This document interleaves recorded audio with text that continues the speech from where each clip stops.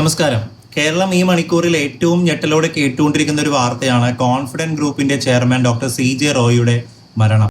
ദക്ഷിണേന്ത്യ മൊത്തം, കേരളത്തിൽ പ്രത്യേകിച്ചും ഒരുപാട് വൻകിട പ്രോജക്റ്റുകൾ, അതായത് ഫ്ലാറ്റുകളാവട്ടെ, വില്ലകളാകട്ടെ, അങ്ങനെ ഒത്തിരി സംരംഭങ്ങളുള്ള ഒരു മനുഷ്യൻ, ആസ്തിയുടെ കാര്യത്തിൽ സമ്പന്നൻ. പക്ഷേ അദ്ദേഹത്തിൻ്റെ ബ്രാൻഡിൽ പറയുന്നത് പോലെ ആ കോൺഫിഡൻസ് ജീവിതത്തിൽ അദ്ദേഹത്തിന് തുടർന്നുകൊണ്ട് പോകാൻ സാധിച്ചില്ലേ? എന്തായിരിക്കാം ഇതിന് കാരണം? ഒട്ടനേകം ഊഹാപോഹങ്ങൾ ഇപ്പോൾ തന്നെ സോഷ്യൽ മീഡിയയിലും വാർത്താമാധ്യമങ്ങളിലും ഒക്കെ നിറയുന്നുണ്ട്. ED റെയ്ഡിനുൾപ്പെടെ ഉണ്ടായ ഭയത്തിൽ നിന്നാണ് ഇതൊക്കെ സംഭവിച്ചതെന്ന് പറയപ്പെടുന്നുണ്ട്. ആത്മഹത്യ എന്നൊരു ഓപ്ഷനിലേക്ക് എന്തുകൊണ്ടായിരിക്കാം അദ്ദേഹത്തെ കൊണ്ടെത്തിച്ചിട്ടുണ്ടാവുക?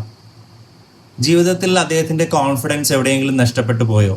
ഇത്രയും വമ്പൻ ബിസിനസ് സാമ്രാജ്യം, ഇന്ത്യയിലും വിദേശത്തുമായി ഒട്ടനവധി വലിയ പ്രോജക്റ്റുകൾ, സിനിമാ ലോകത്ത് അദ്ദേഹത്തിൻ്റെ ഒരു നിക്ഷേപം ഒരു സമയത്ത് വളരെ വലുതായിരുന്നു. നമുക്കറിയാം, കാസിനോവ എന്ന് പറയുന്ന ഒരു സിനിമയും അതിൻ്റെ പ്രൊമോഷനുമായിട്ട് ബന്ധപ്പെട്ട് ഈ നാട്ടിലുണ്ടായിട്ടുള്ള ഒരുപാട് കാര്യങ്ങൾ നമുക്കറിയാവുന്നതാണ്. എന്നിരുന്നാലും ഞാൻ പറയാൻ ആഗ്രഹിക്കുന്ന ഇത്രയേ ഉള്ളൂ. കോടീശ്വരന്മാർ അനുഭവിക്കുന്നത് കോടികൾ വിലമതിക്കുന്ന പ്രശ്നങ്ങളാണെങ്കിൽ സാധാരണക്കാരൻ അനുഭവിക്കുന്നത് 100 രൂപ മുതൽ ലക്ഷങ്ങൾ വരെയുള്ള പ്രശ്നങ്ങളായിരിക്കാം. ജീവിതത്തിലെ പ്രതിസന്ധികളെ, പ്രശ്നങ്ങളെ കോൺഫിഡൻസോടെ കൈകാര്യം ചെയ്യാൻ എനിക്കും നിങ്ങൾക്കും ആകണം. അല്ലെങ്കിൽ ഇതുപോലെ സ്വയം ഇല്ലാതായി തീരാനായിരിക്കും നമ്മുടെയൊക്കെ വിധി. ചിലപ്പോൾ നമ്മളൊക്കെ എത്തുന്ന തീരുമാനം ഇത്തരത്തിലുള്ളതായിരിക്കാം. എല്ലാ പ്രതിസന്ധികളെയും തരണം ചെയ്ത് നമുക്ക് മുന്നോട്ട് പോകാൻ സാധിക്കണം. അവിടെയാണ് നമ്മുടെ ജീവിതത്തിലെ കോൺഫിഡൻസ് ലെവൽ ഉയരുന്നത്.